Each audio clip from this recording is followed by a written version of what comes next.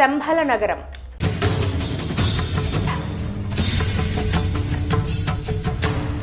కలియుగంలో ఉన్న మనుషులెవరికీ అంతుపట్టని అనంతమైన అద్భుతమైన పవిత్ర స్థలం, హిమాలయాల్లో ఎవరికీ కనిపించకుండా దాగిన శంబాల నగరం హిందూ పురాణాల్లో సత్యయుగం నుండి ద్వాపరయుగం వరకు చాలా ప్రాముఖ్యత కలిగిన నగరం.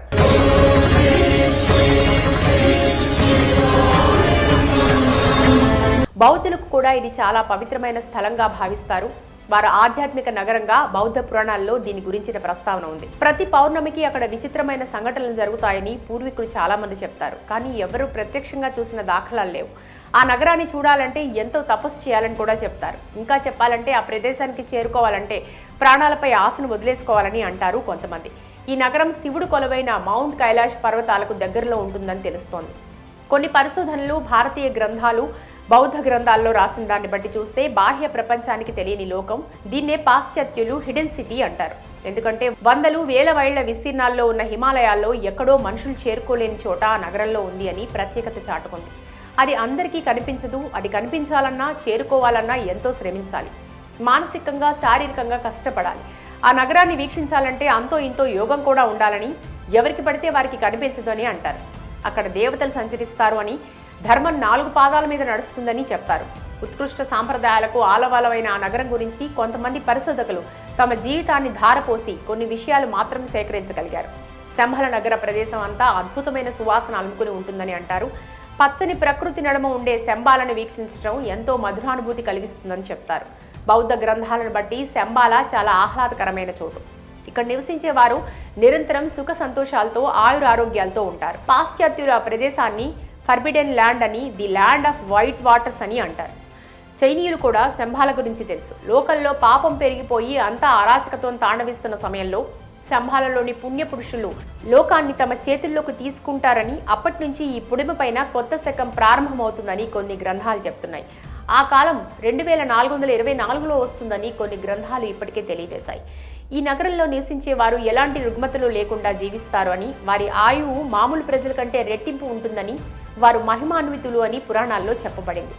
ఈ నగర విశిష్టతను తెలుసుకున్న రష్యా 1920లో శంబాల రహస్యాన్ని తెలుసుకోవడానికి తన సైన్యాన్ని పంపి పరిశోధనలు చేయించింది. అప్పుడు శంబాలకు చేరుకున్న రష్యా మిలిటరీ అధికారులకు అనేక ఆశ్చర్యకరమైన విషయాలు తెలిసాయి.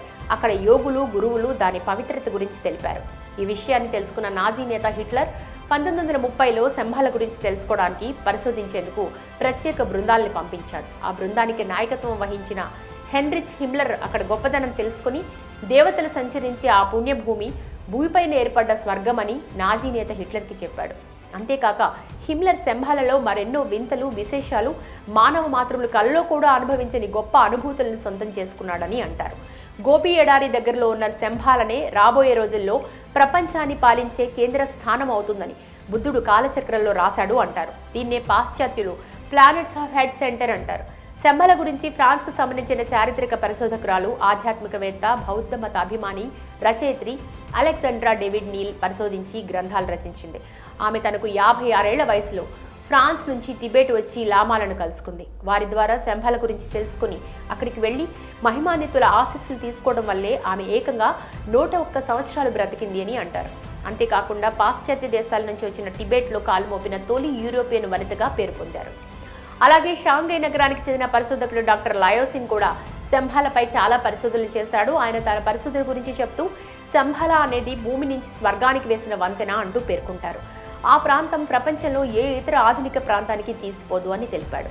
అక్కడి వారు టెలిపతితో ప్రపంచంలోని ఎక్కడి వారితోనైనా సంభాషించగలరని, ఎక్కడ జరుగుతున్న అభివృద్ధి అయినా, విధ్వంసమైనా క్షణాల్లో వారికి తెలిసిపోతుందని తెలిపారు. 8 రేకుల భారీ కలువ పువ్వు ఎలా ఉంటుందో ఆ ఆకారంలో ఆ నగరం ఉంటుందని తెలిపాడు.